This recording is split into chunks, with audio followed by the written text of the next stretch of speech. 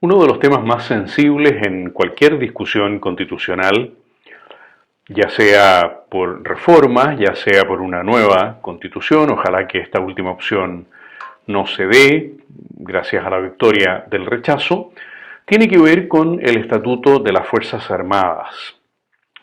Hoy, como todos recordamos, la constitución vigente dice que las Fuerzas Armadas están constituidas única y exclusivamente por el Ejército, la Armada y la Fuerza Aérea.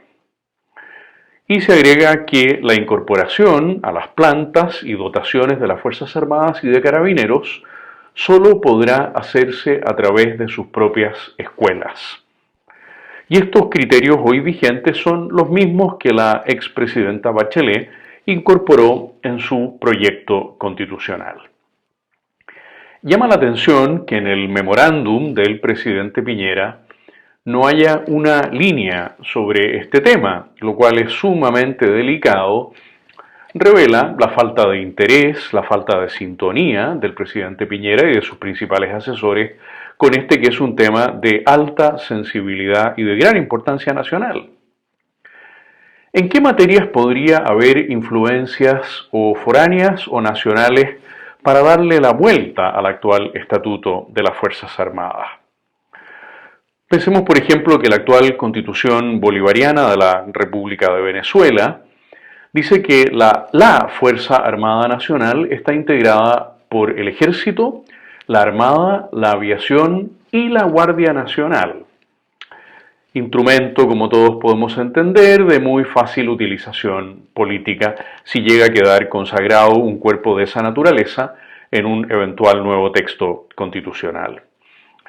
En el caso de España hay una influencia que también podría ser recogida y muy delicada, porque se sostiene en la Constitución española que todos tienen derecho a sindicarse libremente y que la ley podrá limitar o exceptuar el ejercicio de este derecho a las fuerzas o institutos armados.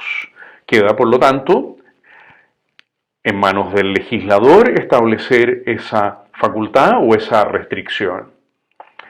La enorme influencia de la República Federal de Alemania en algunos doctrinarios de la democracia cristiana y del socialismo también tiene que ser tenida en cuenta.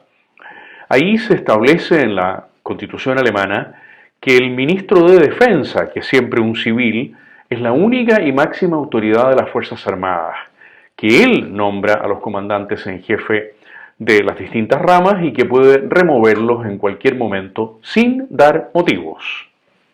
Tema muy sensible para Chile. Se establece también en la Constitución alemana que los militares tienen libertad de asociación, que pueden inscribirse en asociaciones o sindicatos profesionales. Está excluido el derecho a huelga, pero no el derecho, por lo tanto, a sindicación. Y también la Constitución alemana establece que no hay ninguna jurisdicción militar u otra jurisdicción especial para las Fuerzas Armadas. Es el concepto de un ciudadano en armas y no de un profesional de las armas. En algunos temas sensibles también ha habido algunos doctrinarios chilenos que han tratado de enfocar nuevas disposiciones para un estatuto de las Fuerzas Armadas. El actual decano de la Facultad de Derecho de la Universidad de Chile, el profesor Pablo Ruiz Tagle, ha dicho, por ejemplo, que las materias que los oficiales debieran estudiar, la organización de su currículum y el sistema de selección y monitoreo de sus instructores, profesores, son temas de la mayor importancia en una sociedad democrática y que todas estas materias deben estar bajo control legislativo. Se priva a las Fuerzas Armadas, por lo tanto, de su autonomía en materia educacional a partir de sus escuelas matrices. Por supuesto, ha sido mucho más radical el planteamiento del Foro de Sao Paulo y ese planteamiento ha sido recogido, como veremos, en distinta medida por Dauno Totoro padre, por Augusto Varas y sobre todo por Gabriel Salazar. Los integrantes del Foro de Sao Paulo han sido muy claros.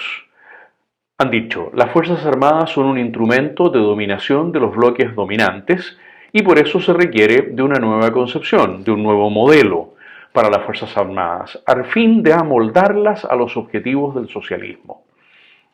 Ya decíamos Dauno Totoro en su libro La Cofradía Militar, o Augusto Varas en su texto Los militares en el poder, han ido matizando estos planteamientos y tratando de ajustarlos a la realidad nacional, pero muy influenciados por el Foro de Sao Paulo. Ahora, sin duda, quien más ha empujado en esa dirección ha sido Gabriel Salazar con su proyecto constitucional, sus bases constitucionales.